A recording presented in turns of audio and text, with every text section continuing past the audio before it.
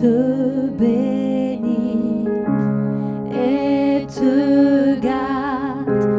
Il rayonne sur toi, il t'accorde sa grâce. Ton Dieu seul tourne vers toi, te donne paix.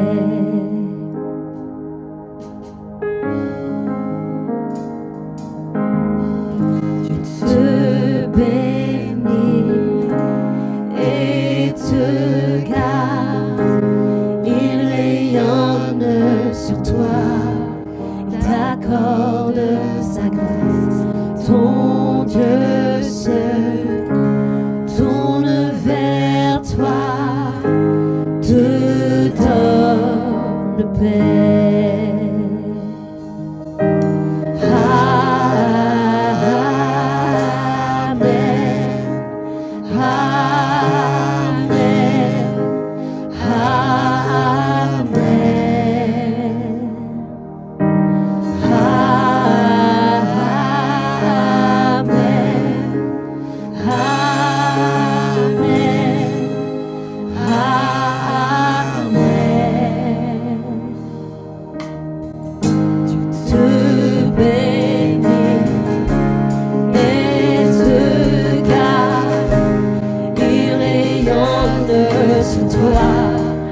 T'accorde sa grâce, ton Dieu seul tourne vers toi, te donne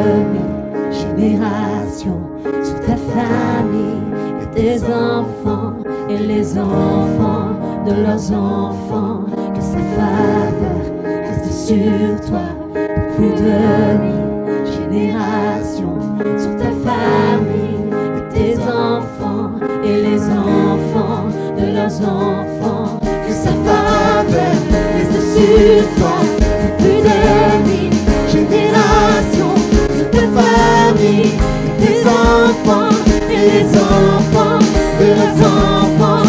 Que sa présence t'environne avec toi, à tes côtés, qu'elle t'inonde et t'entoure. Il est pour toi, il est pour toi, dès le matin jusqu'au coucher, à chaque pas, veillant sur toi, dans les larmes et dans la joie. Il est pour toi, il est pour toi, il est pour toi, il est pour toi, il est pour toi, il est pour toi, il est pour toi, il est pour toi.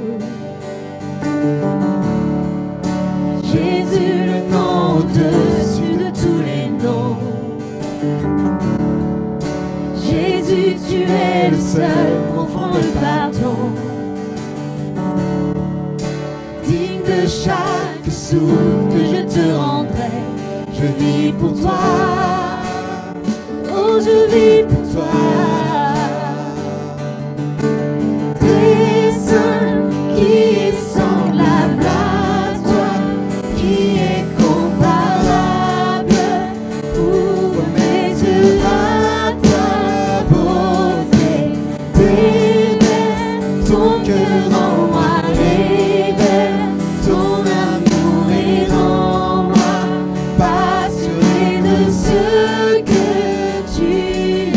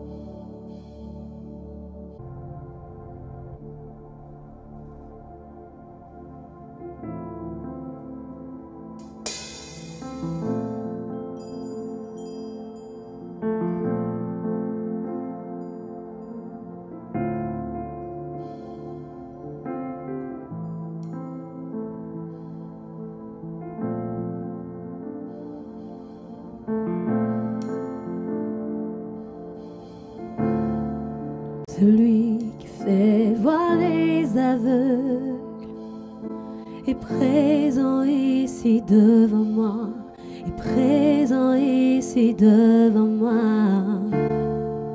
Celui qui fait entendre le sourd, fait disparaître toutes mes craintes, fait disparaître toutes mes craintes.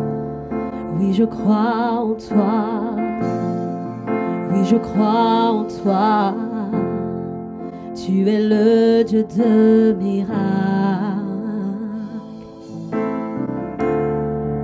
Oui, je crois en toi. Oui, je crois en toi. Tu es le Dieu de miracles.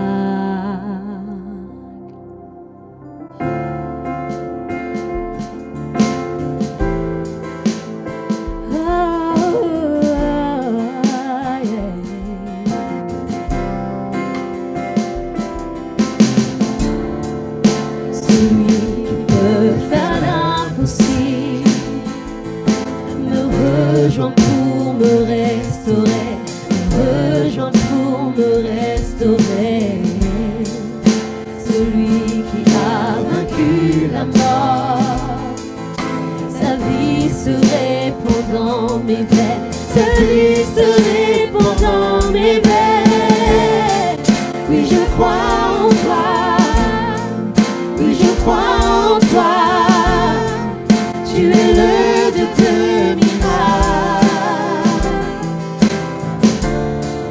je crois en toi, oui je crois en toi, tu es le Dieu de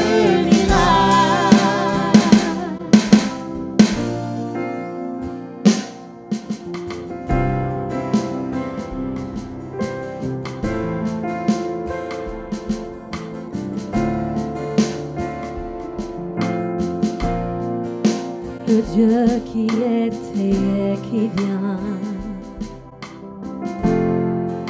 la puissance du ressuscité, Dieu qui redonne la vie. Tu es le Dieu de miracles, tu es le Dieu de miracles. Chantons ensemble, tu es le Dieu qui était et qui vient. Puissance du ressuscité, oh,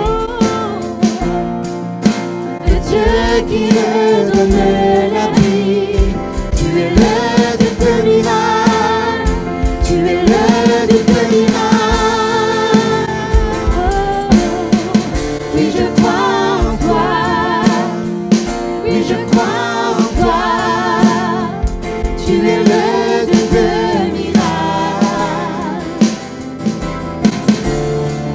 je crois en toi, oui je crois en toi, tu es le Dieu de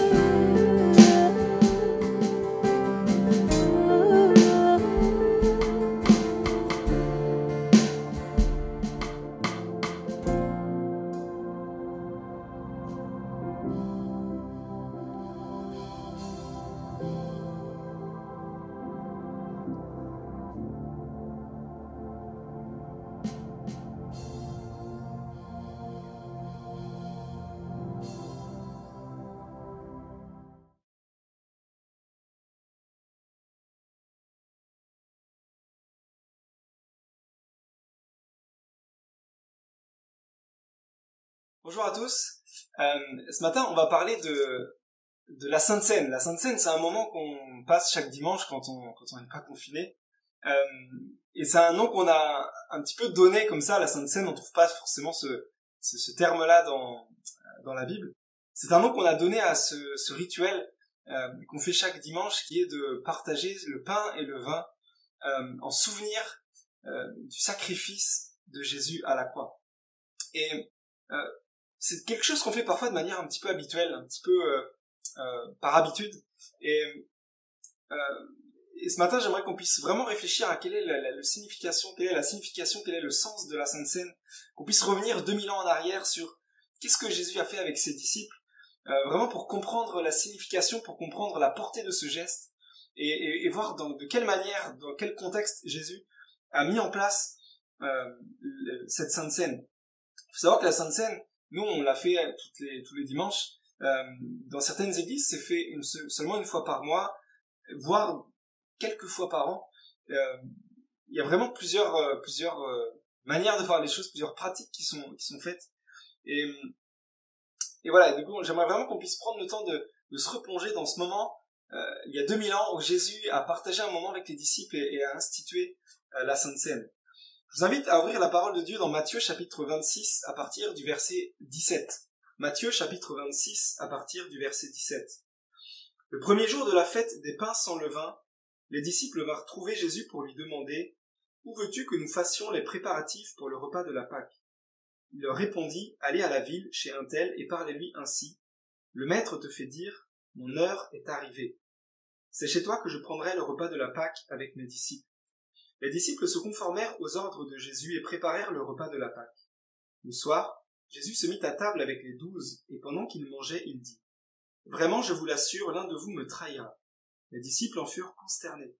Ils se mirent l'un après l'autre à lui demander « Seigneur, ce n'est pas moi, n'est-ce pas ?» En réponse, il leur dit « Celui qui a trempé son pain dans le plat avec moi, c'est lui qui me trahira. Certes, le Fils de l'homme s'en va conformément à ce que les Écritures annoncent à son sujet, mais malheur à celui qui le trahit.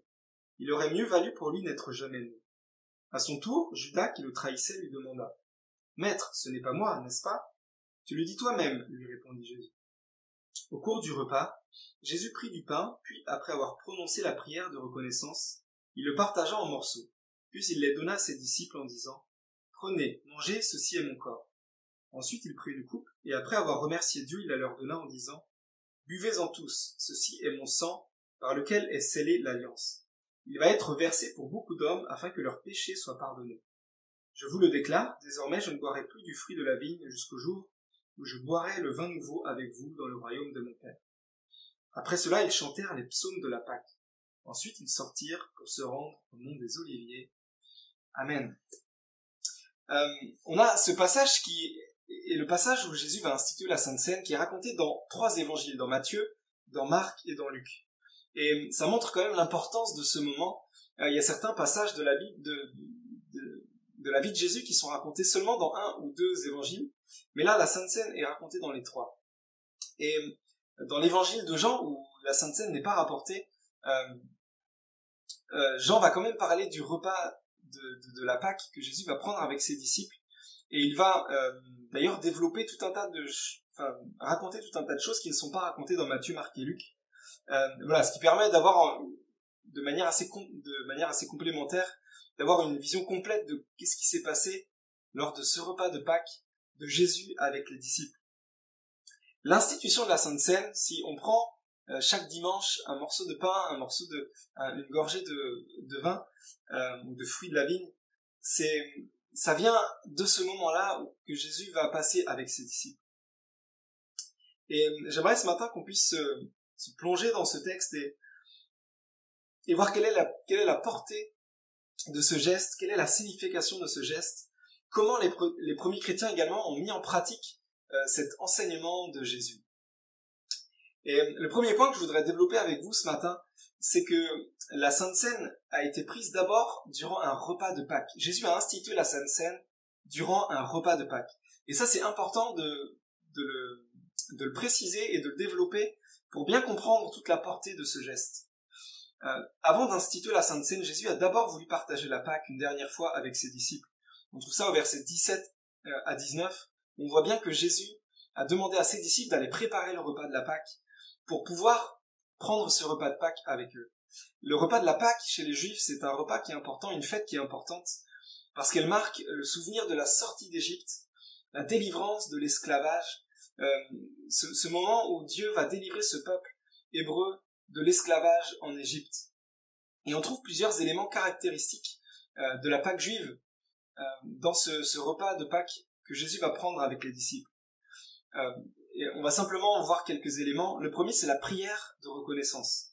Verset 26, il est dit au cours du repas, Jésus prit du pain, puis après avoir prononcé la prière de reconnaissance, il le partagea en morceaux, puis il les donna à ses disciples.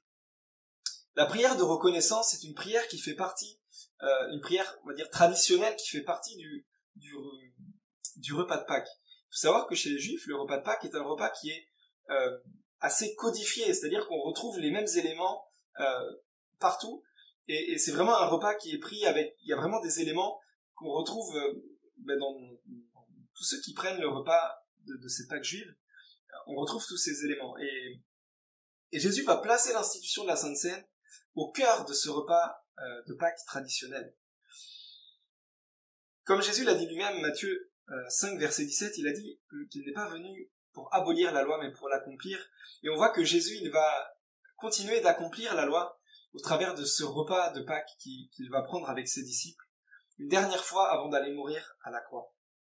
La deuxième chose que Jésus va faire avec ses disciples, qui est toujours dans cette tradition du repas de Pâques, c'est le pain trempé dans le plat. On trouve ça au verset 23 et au verset 26. Je vais lire le verset 23. « Celui qui a trempé son pain dans le plat avec moi, c'est lui qui me trahira. » Le fait de manger ensemble et le fait de tremper du pain dans un plat qui est placé au centre de la table, là aussi c'est un élément traditionnel de ce repas de Pâques. Et durant ce repas de Pâques, il y a deux choses qu'on trempe dans le plat qui est au milieu, c'est soit du pain et également des herbes amères. Les herbes amères sont là pour rappeler l'amertume que le peuple hébreu avait lorsqu'ils étaient en Égypte et ils étaient finalement sous l'esclavage, avant que Moïse les délivre les fasse sortir d'Égypte grâce à Dieu. Et ce pain et ces herbes amères sont trempés dans un plat qui est une sauce fruitée. Et donc le fait de manger, de tremper ce pain dans le plat, c'est là aussi un élément traditionnel de ce repas. Le pain, ça nous fait penser également au pain sans levain qui avait été préparé à la hâte pour que le peuple hébreu puisse partir rapidement d'Égypte. Ce verset 23, celui qui a trempé son pain dans le plat avec moi, c'est lui qui me trahira, est une citation du psaume 49, versets 9 ou 10. On trouve, en fonction des traductions, dans le psaume 41, verset 9 ou 10, on trouve également cet élément. Et ce qui est intéressant dans ce psaume 41, verset 9 ou 10, c'est que ça nous fait comprendre que pour les Juifs, manger le pain en même temps que quelqu'un d'autre, tremper son pain en même temps dans le plat, c'est un signe de communion, un signe d'intimité, de personnes qui partagent quelque chose. Et certains commentateurs disent que Jésus a laissé à Judas, parce que c'est Judas qui va tremper son pain en même temps que Jésus, Jésus va laisser à Judas le choix jusqu'au bout de choisir de le trahir ou de ne pas le trahir. Et c'est vraiment important de voir de voir toute cette bonté de Jésus, tout cet amour de Jésus. Un autre élément qui est important, ce sont les coupes. Au verset 27, il est dit ensuite, il prit une coupe, et après avoir remercié Dieu, il la leur donna en disant, buvez-en tous. Là encore, ça fait partie du repas de Pâques. Durant un repas de Pâques traditionnel, il y a 4 coupes au minimum qui sont passées entre les convives et qui sont partagées entre chacun à 4 moments différents au minimum. Et simplement pour préciser, c'était des grosses coupes et chaque invité, chaque personne qui partage le repas verse un peu du vin dans son verre et dans sa coupe individuelle. Le 4e élément également qui, par rapport à ce repas traditionnel de Pâques, ce sont les psaumes. Au verset 30, il est dit après cela, ils chantèrent les psaumes de la Pâque. Et au cours du repas de Pâques, les Juifs chantent différents psaumes à différents moments du repas. Et notamment, pendant le repas de Pâques, il y a un ensemble de psaumes, ce sont les psaumes 113 à 118, et ce groupe de psaumes, on l'appelle le Hallel. Et à la fin du repas, on trouve les psaumes, ça correspond au verset 30, à la fin du repas, ce sont les psaumes 115 à 118 qui sont chantés ou qui sont récités. Et je voudrais simplement donner un des versets, le psaume 118, verset 22, Un verset qui est intéressant, que Jésus va prononcer, c'est « La pierre rejetée par ceux qui bâtissaient est devenue la pierre principale, la pierre d'angle ». Ce verset-là, Jésus l'a déjà cité dans Matthieu 21, verset 42, où Jésus va utiliser ce verset pour l'attribuer à lui-même. Et les disciples ont bien compris que cette pierre qui est rejetée, qui va être rejetée et qui va devenir la pierre principale, c'est Jésus. Parce que dans Actes 4, verset 11, on voit que les disciples ont bien intégré la signification de cela. Et on voit, je vais lire simplement le verset Acte 4, verset 10 et 11. « C'est au nom de Jésus-Christ que nous avons agi, de ce Jésus que vous avez crucifié et que Dieu a ressuscité des morts.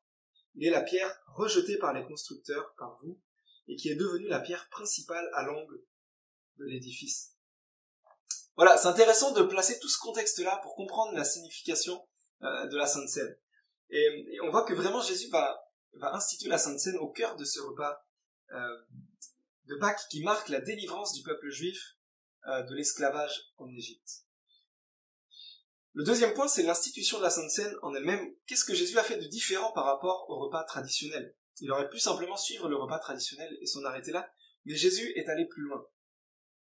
Il y a un point qui est important, c'est que normalement, au cours du repas de Pâques, le fils de la maison demande à son père quelle est la signification des éléments de la Pâque. Et le père de famille doit expliquer à tous les invités, à tous ceux qui partagent ce repas, la signification de chaque élément du repas de Pâques. Et notamment, il y a l'agneau sacrifié qui a permis de sauver les premiers-nés des familles juives, qui a poussé le pharaon à laisser le peuple juif, conduit par Moïse, sortir d'Égypte. Le fait que les Juifs ont été délivrés de l'esclavage. Et c'est à ce moment-là, en fait, où le Père explique cela normalement, que Jésus va parler de son sacrifice, va parler de ce qu'il va faire à la croix pour le salut de l'humanité entière, pas seulement pour quelques personnes, mais pour le salut de l'humanité entière. Et Jésus, il va donner différentes choses. La première chose, c'est le pain qui va être symbole du corps de Jésus. Verset 26, il dit « Prenez, mangez, ceci est mon corps ». Jésus va donner une nouvelle signification de la Pâque pour les disciples en parlant du sacrifice que lui va accomplir à la croix. Là où en Égypte, le sacrifice d'un agneau permettait à une famille d'être sauvée, le sacrifice de Jésus, le seul sacrifice de Jésus va être suffisant pour le salut de l'humanité entière à partir du moment où on accepte Jésus comme notre sauveur personnel. Et il y a deux choses qui sont intéressantes dans ce moment où Jésus va dire « Prenez, ceci est mon corps ». Il va déjà partager le pain en différents morceaux. Et ça, c'est l'image du corps de Jésus qui va être brisé, qui va être cloué à la croix, qui va être humilié, les gens vont se moquer de lui, les soldats vont le battre, vont le ruer de coups, vont partager ses vêtements, vont vraiment l'humilier. Et la deuxième chose, c'est que Jésus va donner à ses disciples ces morceaux de pain. Et là, on a la notion vraiment de partage, la notion de communion, la notion de vivre quelque chose ensemble qui est importante, qui est vraiment primordiale dans cette institution de la Sainte Seine. Toujours au cours de ce repas de Pâques, on trouve ça dans Jean chapitre 13 au verset 35, c'est toujours dans le même moment. Jésus va dire « À ceux-ci, tous reconnaîtront que vous êtes mes disciples, à l'amour que vous aurez les uns pour les autres. » Et Jésus va vraiment insister sur cet amour qui doit exister entre chaque chrétien, entre chacun d'entre nous, pour que d'autres puissent reconnaître que nous sommes ses disciples. La deuxième chose, c'est le vin qui va être symbole du sang de Jésus. Verset 27, il est écrit ensuite, il prit une coupe, et après avoir remercié Dieu, il la leur donna en disant « Buvez-en tous, ceci est mon sang par lequel est scellée l'alliance. Il va être versé pour beaucoup d'hommes, afin que leurs péchés soient pardonnés. » Lors du départ d'Égypte, les Juifs devaient sacrifier un agneau dans la nuit et peindre les linteaux de leurs portes avec le sang de l'agneau sacrifié. Pour être protégés, l'ange de la mort allait passer là où étaient les Égyptiens et les Juifs, et partout où il n'y avait pas cette marque du sang de l'agneau, eh bien le fils premier-né de la maison mourait. Et c'est ça qui a fait que le pharaon a laissé sortir le peuple hébreu. Et là Jésus va dire, mais ce sang qui a été versé, ces agneaux qui ont été versés pour la délivrance du peuple d'Israël de l'esclavage en Égypte, aujourd'hui Jésus, il dit que lui va verser son sang, son propre sang à la croix pour le salut de tous, de beaucoup d'hommes. Et Jésus va vraiment prendre cet élément de la Pâque pour l'attribuer à lui et pour vraiment expliquer le sens de son sacrifice. Et il va donner quelque chose d'intéressant, il va parler de l'alliance qui va être scellée. Avant le sacrifice de Jésus, il y avait besoin, pour être pardonné de nos péchés, de tout un tas de sacrifices d'animaux. Mais avec le sacrifice de Jésus, son sacrifice est parfait.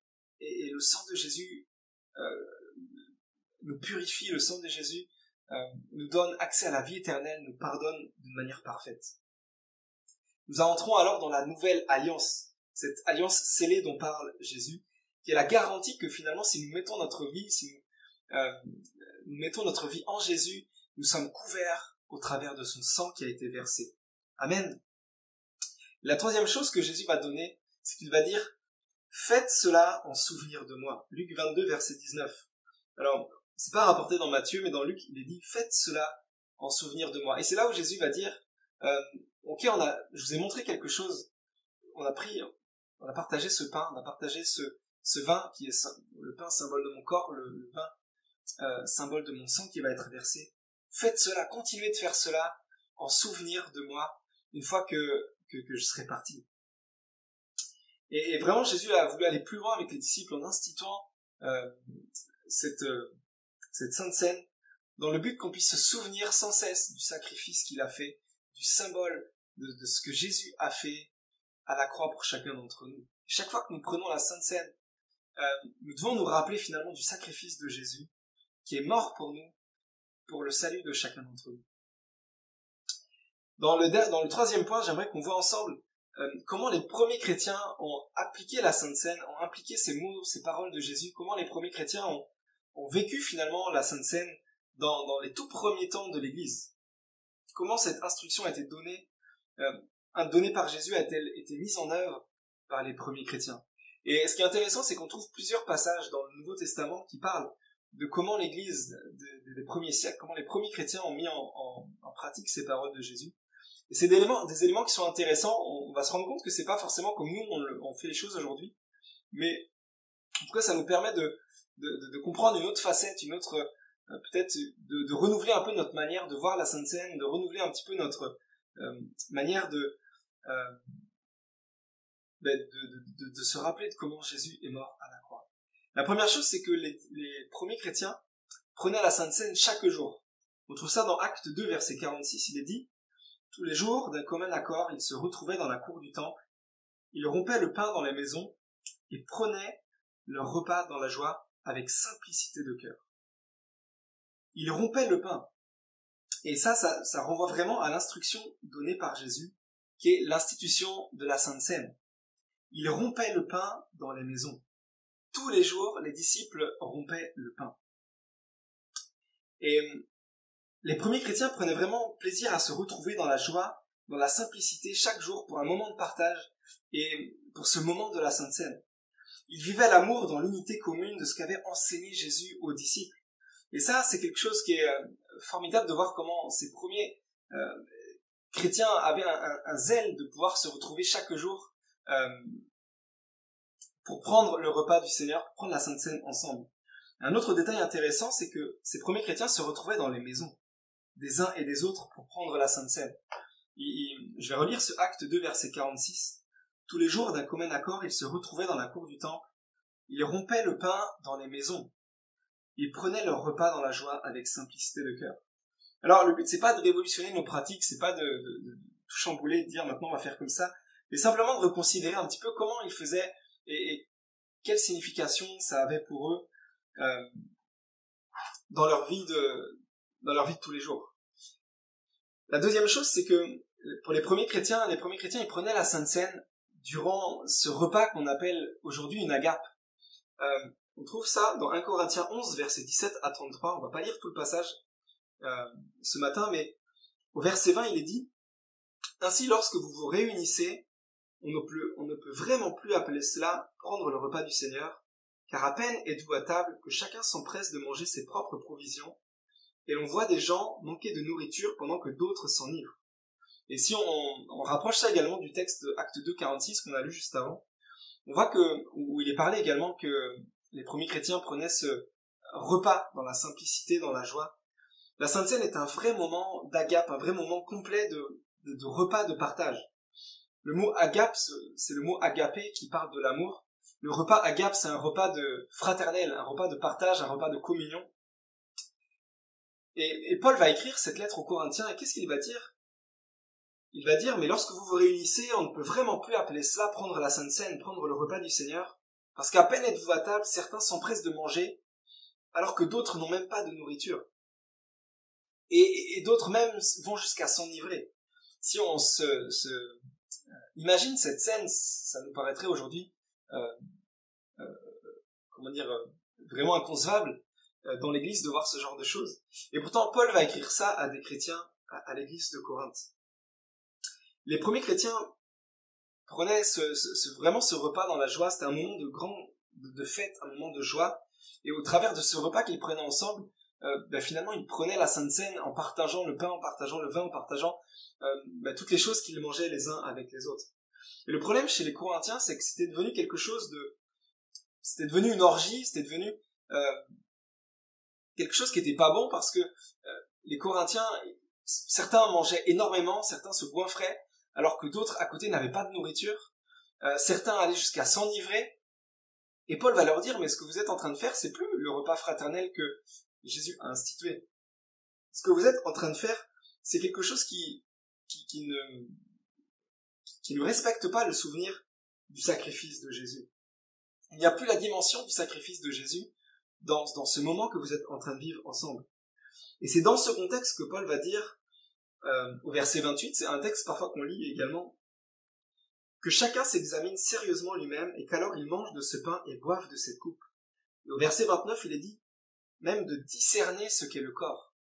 Paul, quand il dit ça, il dit pas ça pour s'examiner par rapport à notre péché, même si on peut le prendre dans ce contexte-là, mais si on regarde vraiment le contexte de 1 Corinthiens, Paul va seulement dire à ces chrétiens, mais vous êtes en train de manger n'importe comment, vous êtes en train de prendre ce repas d'une manière pas du tout sérieuse, et il dit, mais examinez-vous, examinez la manière dont vous prenez ce repas, examinez la manière dont peut-être certains s'empressent de manger alors que d'autres n'ont rien. Discernez ce qu'est le corps de Jésus. Et tout à l'heure on a parlé du corps de Jésus, qui est vraiment cette notion qui est importante, qui est le fait d'être un en Jésus, d'être un en Christ. Le corps, c'est une notion qui est importante dans cette communion à Christ. Et on trouve ça également dans 1 Corinthiens 10, versets 16 et 17, où Paul, là encore, va dire « Comme il n'y a qu'un seul pain, nous tous, malgré notre grand nombre, nous ne formons qu'un seul corps. » Et la notion de corps, c'est une notion qui est importante. Ce corps dont Christ est la tête, et ce corps dont nous sommes tous les membres, les uns des autres. Un corps, ça peut pas fonctionner si les membres sont détachés, si chaque membre fait ce qu'il veut de son côté, si la main, elle part d'un côté, alors que l'autre main, elle fait autre chose, si une jambe a envie de marcher en avant, alors que l'autre jambe a envie de marcher en arrière. Le corps fonctionne bien si tout le monde fonctionne ensemble. Et Paul va mettre en garde les Corinthiens en leur disant, mais si vous prenez la Sainte Seine ensemble, si vous prenez ce repas fraternel ensemble, il faut que vous marchiez ensemble, il faut que vous soyez un seul corps, il faut que vous puissiez partager les choses ensemble. On ne peut pas considérer que quelques-uns se goinfrent ou d'autres s'enivrent, alors que d'autres manquent de nourriture. C'est pas possible de concevoir cela. Et le dernier point, c'est qu'on trouve dans qui est important dans la manière dont les premiers chrétiens prenaient la Sainte Seine, la manière dont les premiers chrétiens partageaient ce repas ensemble, c'est qu'on trouve l'espérance du retour de Christ. Et là, c'est toujours dans 1 Corinthiens 11, au verset 26, Paul va dire « Chaque fois que vous mangez de ce pain et que vous buvez de cette coupe, vous annoncez la mort du Seigneur, et ceci jusqu'à son retour. » Jusqu'à son retour. Il y a vraiment dans la Sainte Seine cette notion de l'espérance du retour de Christ. Il y a dans la Sainte Seine, et c'était vraiment quelque chose qui était ancré chez les premiers chrétiens, cette espérance qu'un jour, nos yeux le verront face à face, cette espérance qu'un jour, nos yeux verront Jésus, cette espérance qu'un jour Jésus, soit il reviendra sur terre, soit nous allons quitter cette terre et nous serons avec lui, auprès de lui pour l'éternité. Et cette espérance du retour de Jésus, elle était vraiment forte chez les premiers chrétiens, et cette espérance du retour de Jésus, elle était également forte dans ce moment fraternel où la Sainte Seine était partagée. La question qu'on peut se poser, c'est quelle est notre espérance dans ces temps qui sont peut-être difficiles, ces temps qui sont même certainement difficiles, ces temps qui sont troublés, ces temps où on a du mal on peut pas avoir nos familles, on peut pas avoir nos amis, certains sont peut-être dans des solitudes qui sont difficiles à vivre. Quelle est notre espérance? Et je crois que nous devons fixer les yeux sur Jésus, garder en tête que notre espérance elle est en Jésus, que nous devons vraiment avoir cette confiance en lui, nous devons vraiment fixer nos regards sur lui, parce que nous savons qu'un jour nous le verrons face à face, nous savons qu'un jour nous serons près de lui, nous savons qu'un jour nous serons pour l'éternité avec lui. Et ça c'est vraiment quelque chose de glorieux. Et je voudrais revenir sur juste le point précédent de la communion à Christ et la communion dans ce corps. Je parlais de cette notion de corps. La communion, c'est la communion entre les chrétiens et également la communion entre les chrétiens et Christ. Et je crois que c'est important de se poser la question dans notre manière de vivre l'Église, dans notre manière d'être ensemble, notre manière finalement de vivre l'Église. Comment on peut développer la communion entre chacun d'entre nous et comment on peut développer la communion entre l'Église, qui est le corps, et Christ. Et je crois que ces deux questions-là sont importantes, ces deux réflexions-là sont importantes pour continuer de vivre l'Église, de la manière dont Jésus l'a instituée, la manière dont Dieu veut que nous la vivions. Amen. On a vu vraiment que la Pâque était centrale pour comprendre la signification de cette Sainte Seine. Jésus est cet agneau parfait. Autant il y a eu plein d'agneaux sacrifiés, autant Jésus a été l'agneau parfait, le sacrifice parfait qui nous permet d'être pardonnés de nos péchés. On a vu comment les premiers chrétiens ont pris la Sainte Seine, prenaient la Sainte Seine dans cette atmosphère de joie, dans cette atmosphère de partage, dans cette atmosphère de communion qui était importante pour eux. Et je crois que c'est important de se rappeler cela quand on prend la Sainte Seine. C'est important peut-être d'avoir ce regard renouvelé sur la Sainte Seine. Amen. Seigneur, merci parce que Seigneur, c'est toi qui as institué ces choses-là, c'est toi qui nous permet de nous rappeler chaque fois que nous prenons la Sainte Seine de ce que tu as fait, de ce que tu as mis en place, Seigneur, qu'on puisse prendre ces moments avec sérieux, en se remémorant ce que tu as fait pour nous, Seigneur, et que vraiment tu puisses continuer de nous faire du bien chaque jour de notre vie, au travers de notre marche avec toi. Qu'à toi soit toute la gloire éternelle. Amen. Voilà, que Dieu vous bénisse, à très bientôt.